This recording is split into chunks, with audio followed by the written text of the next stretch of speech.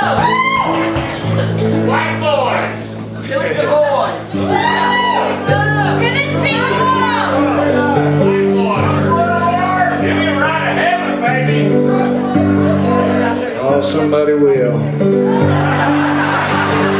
Ladies and gentlemen, please join us in welcoming Peter Simek of D Magazine's Front Row Arts blog for a brief Q&A with Mr. Terry Allen.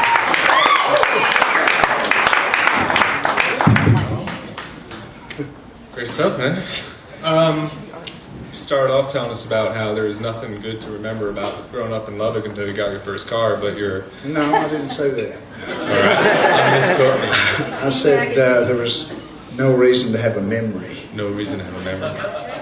But your dad, who was a former baseball player, opened up a music venue, and your mom was a pianist. Were you the little kid running around taking the beers off the table, or...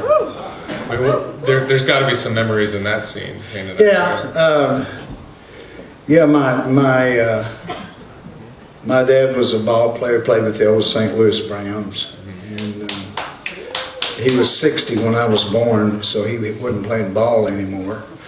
And my mother was a piano player who'd kind of played her last gigs when I was a kid. She played in the La Fonda Hotel in Santa Fe, and played on the weekends in the bar, and I'd sleep in booths, and then we'd drive back to Lubbock. So see, I did remember that. I didn't have a car. But yeah, I grew up around millions of stories about baseball players and musicians, all transient, itinerant people.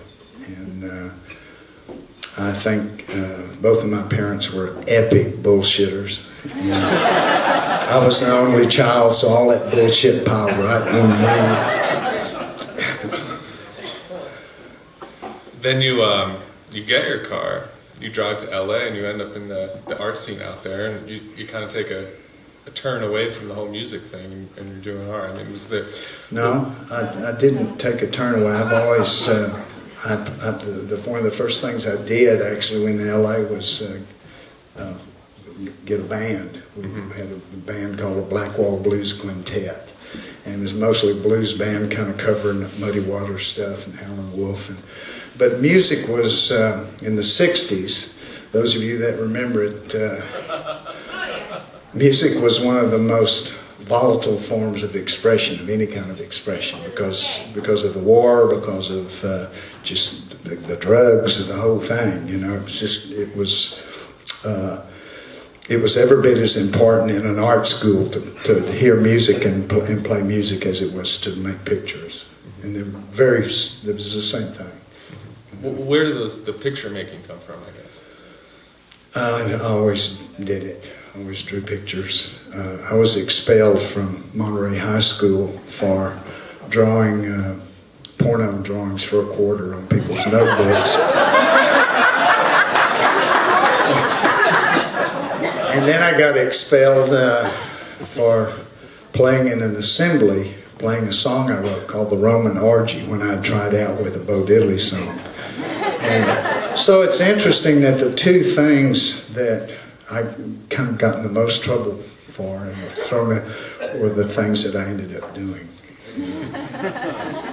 And I'm not above doing anybody's notebook.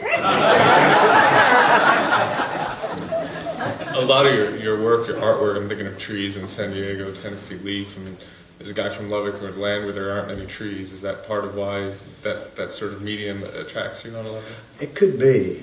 I thought about that a lot. I mean, it's like we always said that there was only one tree in Lubbock, you know, and farmers would come in from miles and miles around with their kids, and they would point at it, you know, and they'd say, "That's what they look like." You know? But yeah, the San Diego piece is because the campus, the most interesting thing about the campus was that people went to walk through groves of trees to get to their classes, and so that kind of, I wanted to do something with the groves. And tell us a little bit about when you arrived in LA and that whole scene was sort of happening, you kind of ended up there right at the right time in terms of it emerging from the shadow of the New York scene and everything that came out of that. Yeah, I guess I've never thought a lot about that stuff. I know when I went to California, I drove straight to the beach, got out of my car, and walked into the water as far as I could go. And I would have probably, if there had been a boat or something, I would still be going, you know. And maybe I did keep going. But I think it was like a lot of it was, but one thing that's great about music, you know, whatever you do, music in that time in the 50s when rock and roll hit like the atomic bomb, it propelled you, it showed you a door, it showed you a way out and gave you a permission that you never got in these little rural farm towns, whatever. And so it was really a blessing in that sense. And but I've always played music. I've always made pictures. I've always thought of them as the same, and I've always thought of myself more of anything than of some kind of a storyteller, which I think was really great to be asked to do this thing because that's what I feel like that I do.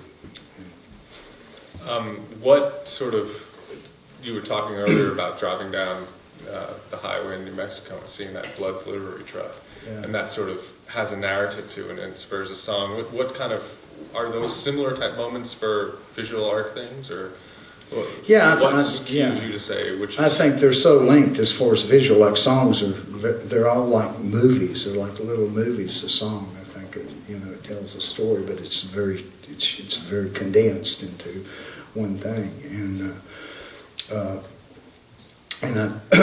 I feel like as far as the edge of difficulty, if it's no different in trying to write a song than there is trying to make a sculpture or make a picture. It's all the same creature same mystery that you're trying to deal with.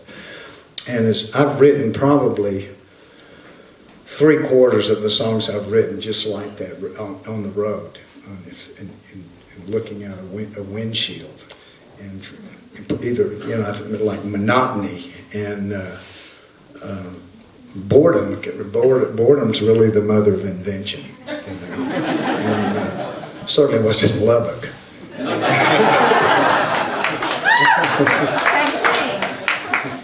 You've collaborated a lot. You mentioned Guy Clark earlier, David Byrne. You've done some collaborations with.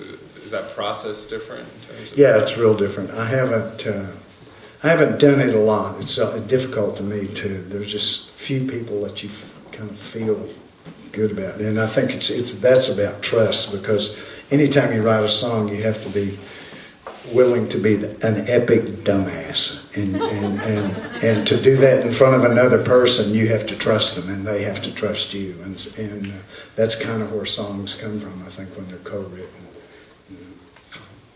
Tom Waits said something where he said when he writes a song, he likes to put someplace to live, something to eat, something to drink in there. Do you have it, because your stuff seems so narrative, it seems that there's worlds in each of these pieces. That are you conscious in that way of the process of No, I think what you try to do is follow the idea of the song, however stupid it is or however goofy it is. You try to be as true to that idea throughout the song. You choose every word that's specific to that kind of idea. And so you really are making one thing. You're not making a bunch of a chorus with you know, the lines or whatever.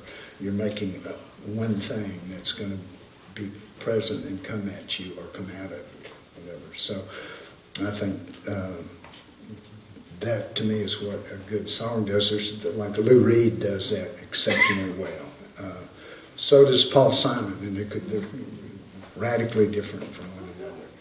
But I think that's that thing of making a song be one thing where it transcends any of the words, and it's about what the song is. That's what you're looking for. You look for that in a visual thing that you do too. Yeah, Lou Reed says that it's the image. Yeah. Just trying to get that. Well, hopefully we'll share a couple more songs with us. Okay.